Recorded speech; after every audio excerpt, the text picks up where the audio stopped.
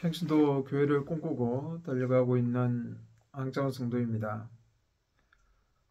오늘은 창세기를 또 같이 좀 나누었으면 좋겠습니다. 우리가 성경을 계시의 점진성을 가지고 봐야 된다라고도 이야기했고, 큰 하나의 하나님 나라라는 흐름, 그리고 그 안에 구속사와 이런 언약적인 부분들이 같이 흘러가고 있는 부분들을 이야기했습니다. 그리고 또 성경을 바라볼 때는 그 당시에 1차적인 그 대상이 누군지 바로 우리에게 던져주는 메시지가 아니겠죠. 특히 이게 창세기가 속한 모세오경은 모세가 특별하게 그 출애굽한 2세대, 그러니까 출애굽을 경험해서 다 죽고, 광야에 있는 사람들이 다 죽고 이제 가나안 땅에 들어가야 될 사람들, 그리고 가나안 땅에 가서 하나님 나라를 그곳에 세워야 되는 그 2세대들에게 들려주는 메시지죠. 그들에게 메시지를 주기 위해서 모세오경을 모세가 쓰게 되죠. 물론 마지막에 모세가 죽은 그 장면까지 모세가 썼다라고 하겠죠. 할 수는 없겠죠. 아마 모세가 일러주는 내용들을 글로 쓴 사람들이라든지 아니면 그 요수아나 특별하게 모세의 어떤 추종자들이 썼겠죠. 모세가 죽은 장면, 그리고 돌아가는 부분까지. 어쨌든 모세오경은 모세가 그런 2세대들에게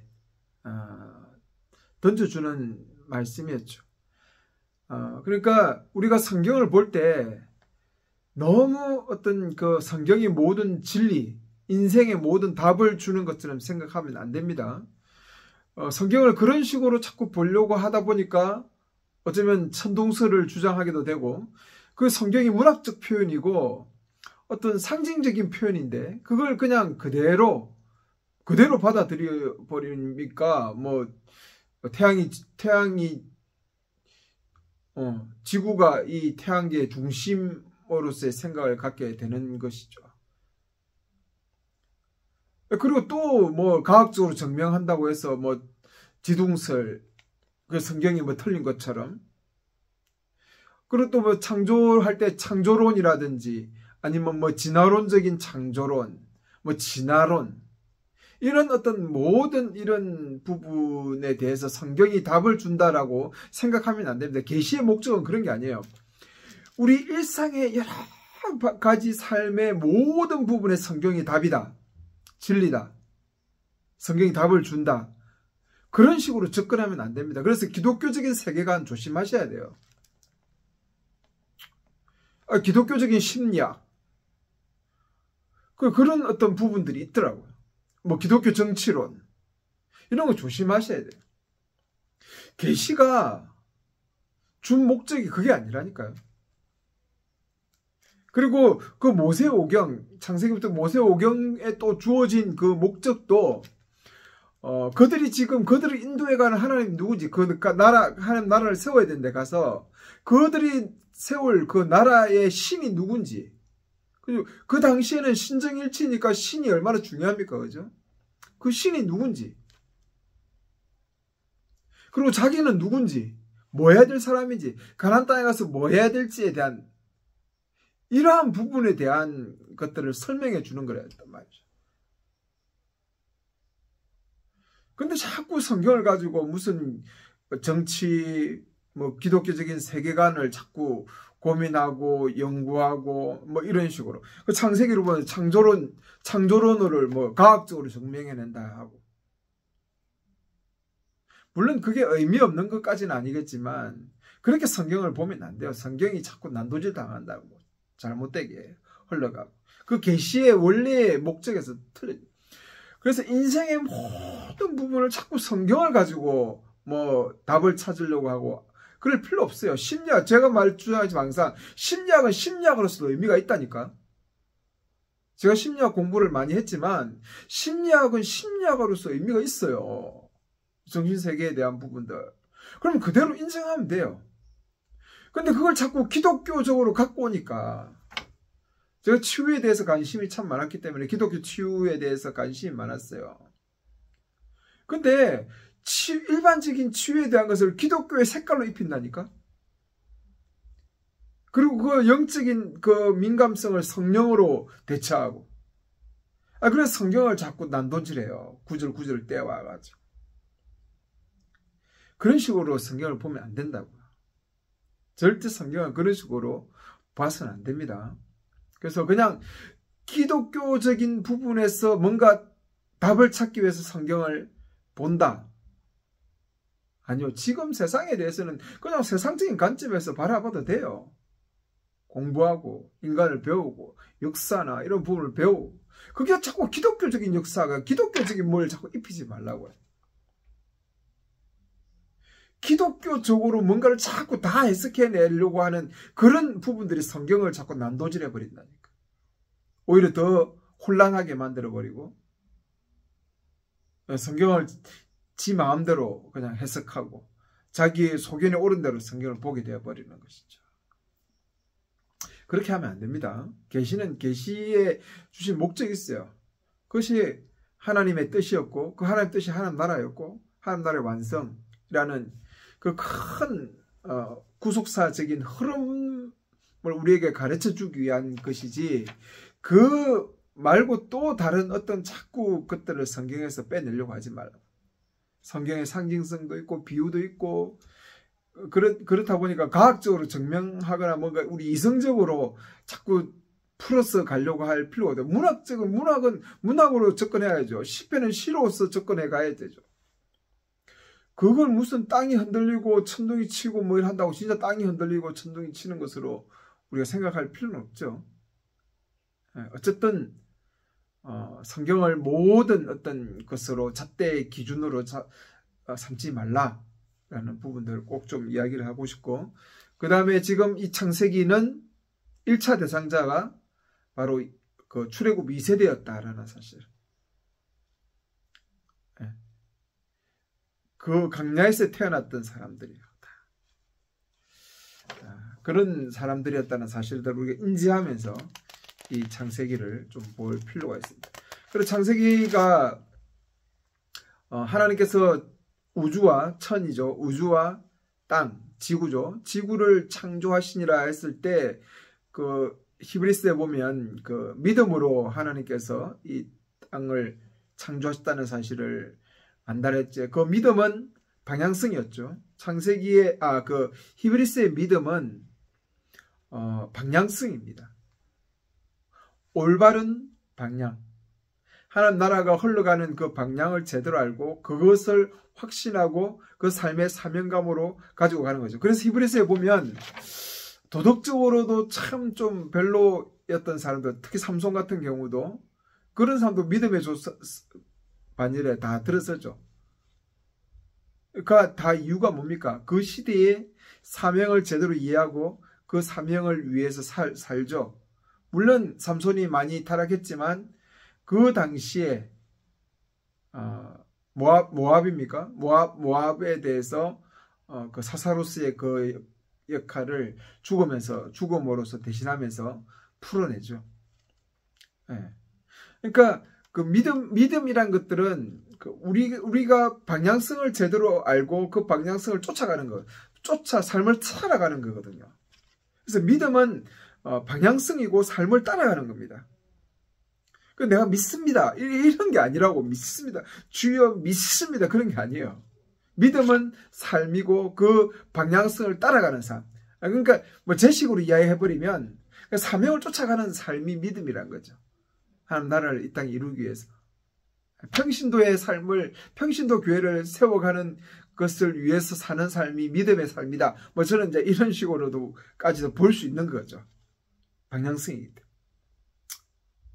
그래서 우리 인생의 방향성, 하나님께서 이 땅을 창조하시고 그 목적을 향해서 하나님의 뜻을 이루어 가시는 그 부분에서 바라보는 그 믿음으로 하나님께서 이 땅을 만드셨구나. 그 외에 무슨 답이 필요합니까? 뭐 진화론이라든지 뭐 창조론 뭐 그런 싸움할 필요 없어요. 그런 의미가 아니라니까 이것은. 언약 백성들에게 던져준 메시지이기 때문에 뭐 거기서 진화론 창조론 싸워봐야 소용도 없고 뭐 창조론을 통해서 뭐 엄청난 거대한 과학적 발견을 해서 성경을 증명해내야 그게 뭐 대단한 것도 아니라는 거죠. 하나님께서 천지를 창조하시는데 그 첫째 날, 둘째 날, 셋째 날, 일곱째 날까지 있습니다. 그게 지금 우리나라처럼 뭐 월화수목 금토 일 이렇게 생각하시면 안 돼요.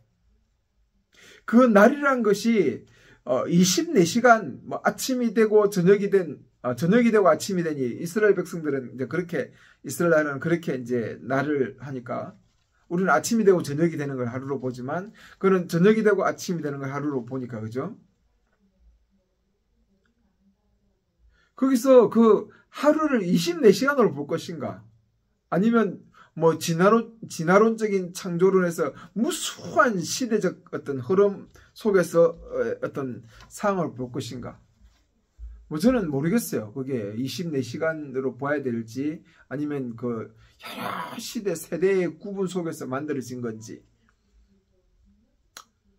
근데 중요한 것은 하나님께서 날이라고 한 이 개념은 우리가 생각하는 어떤 24시간이 아닐 거란 말이죠. 왜 그러냐면 하나님께서 빛을 만드시고 그 빛을 주관하는 그 달과 별 그리고 태양 이걸 만든 날이 셋째 날이란 말이에요. 그러니까 뭐 특별하게 24시다 아니다 뭐 이렇게 한 의미보다 이 첫째 날, 둘째 날, 셋째 날은 어떤 그 날의 개념보다 구분으로 보시면 돼요. 구분. 성경이 보면요. 우리 인간이 중심에 있고요. 이 인간이 살 수 있는 환경들 그리고 우리 이 인류가 추구해야 될 하나님 나라 언약 그 안식이죠. 네.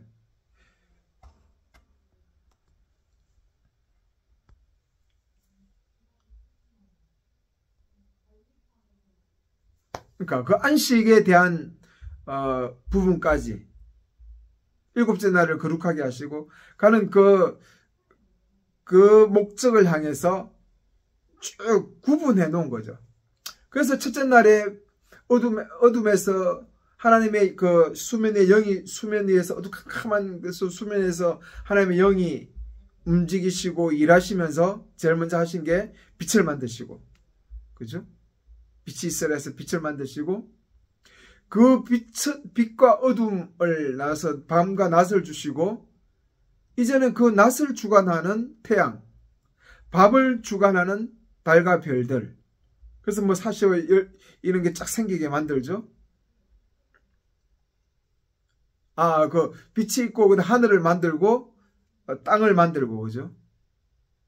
그리고 그 하늘에서 낮을 주관하는 달, 해, 태양 그 다음에 달과 별, 밤을 주관하는 그리고 땅에는 각종 식물들이 만들어 나오게 되고 바다에는 각종 그 바다를 지배하는 그런 생물들이 만들어지고 그리고 그 땅에는 식물이 만들어지고 그 식물을 먹이로 하는 동물들을 만드시고 그리고 이 천지 모든 만물을 다 주관하는 인간을 만들죠. 최종적으로.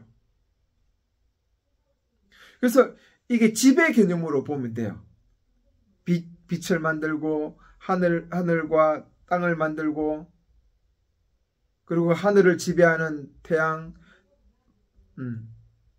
밤을 지배하는 낮을 지배하는 태양 밤을 지배하는 별들과 달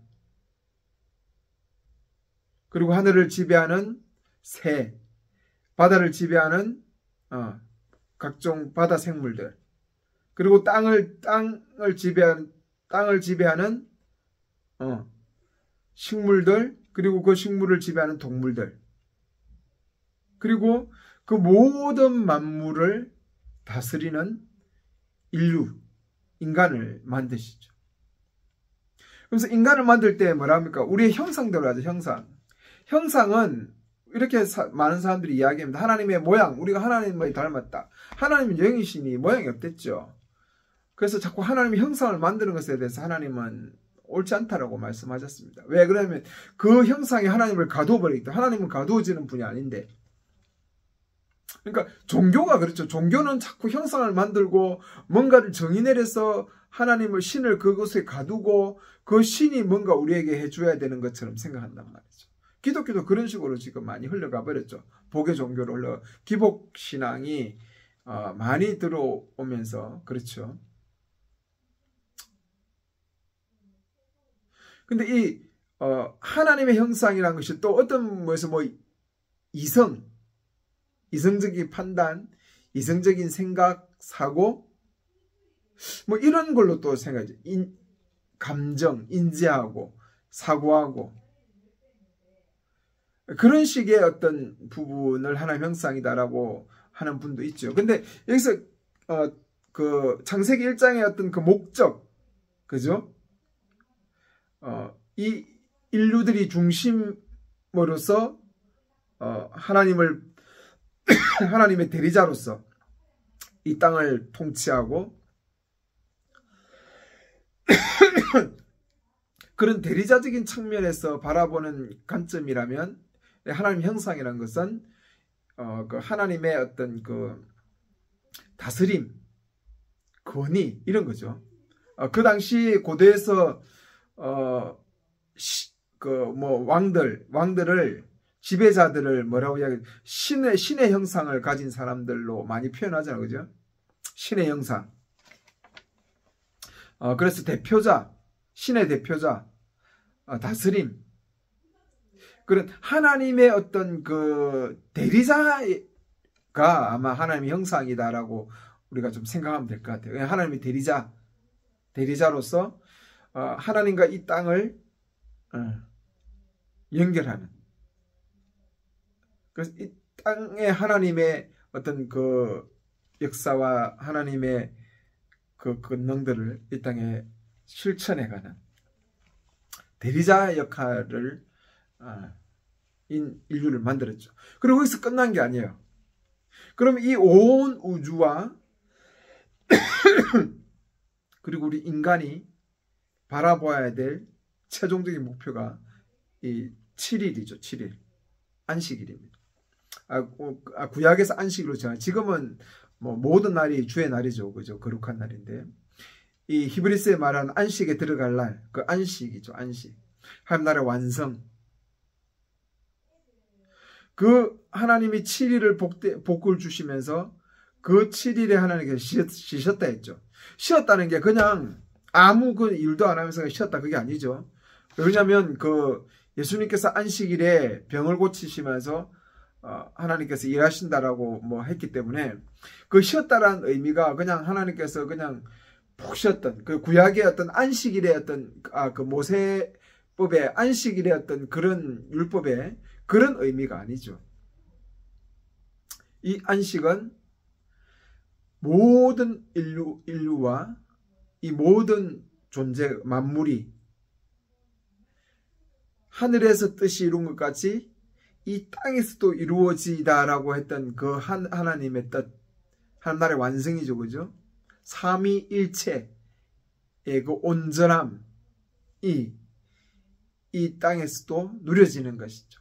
그래서 이 인류와 아담과 하와가 정말 그 에덴 동산에서 그들이 추구해 가야 될 방향이 이 안식, 하나님이 누렸던 이 7일의 이 의미들을 이 땅에서 실현해내는 거죠.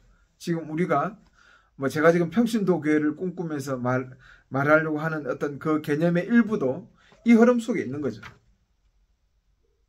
그래서 창세기의 어떤 그 1장의 의미는 이 인류를 만드신 분이 엘로힘의 하나님, 능력의 하나님이시고, 그리고 그 하나님께서 우리 인류를 대리자로 세우셨고, 그리고 그 인류와 모든 만물이 추구해 가야 될 방향, 그것이 바로 가나안 땅에 세워야 될 하나님 나라였죠. 가나안 땅에 세워야 될 하나님 나라. 그 안식으로 나아가는 부분. 아담에게 주어졌고 그 모든 그 언약의 자손들에게 누누이 흘러오는 바로 그 창세기 7일의 그 안식에 하나님의 나라, 하나님의 뜻, 하늘의 뜻이 이 땅에 이루어지는 그 부분으로 나아가는 것이 소망하고 걸어가는 것이. 그래서 창세기는 그냥 이 처음과 끝이라고 보시면 돼요. 창세기 1장은 이 인류의 탄생된 목적, 방향, 무엇을 향해서 가야 될지, 그리고 우리 사람이 어떤 존재인지, 하나님의 형상으로 하나님을 반영해 가는 사람들로 이 땅의 대리자로서 하나님께서 세웠다는 사실. 그러한 부분들을 전체적으로 좀 설명해 주고 있는 부분. 그래서 그 날이란 첫째 날, 둘째 날의 어떤 개념을 너무 깊이 생각할 필요는 없다. 그것이 구분으로 보시면 돼요. 지배 계층들을 하나하나 만들어가면서 이 땅 전체가, 지구가 하나님 나라로서의 그 어떤 흐름들을, 기본 흐름들을 갖출 수 있게끔 만들어.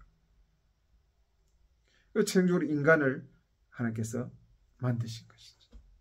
이 하나님의 대리자로서. 그리고 이 모든 인류가 안식을 바라보게 하고 그 하나님 나라를 소망하게 만드는, 그 안에 온전하게 그 하나님의 안식에 참여하는 자로서의 그 정체성, 삶으로의 부름, 그 부분을 창세기 1장이 우리에게 보여주고 있습니다. 그래서 너무 성경을 어떤 그 세계관적인 흐름으로, 기독교적 흐름으로 볼 필요가 없다. 모든 인생의 답인 것처럼 성경을 바라봐서는 안 된다라는 부분들을 꼭 기억해 주시고, 그리고 성경의 오늘 창세기 모세 오경의 어떤 그 1차 대상자들이 그 출애굽한 광야에서 태어난 2세대들이었다는 사실, 이제 가나안 땅에 들어가서 하나님 나라를 세워야 될, 실제로 세워야 될 그 역할을 맡은 사람이었다는 사실들을 꼭 기억하면서 창세기를 계속해서 나누어 갔으면 좋겠습니다. 감사합니다.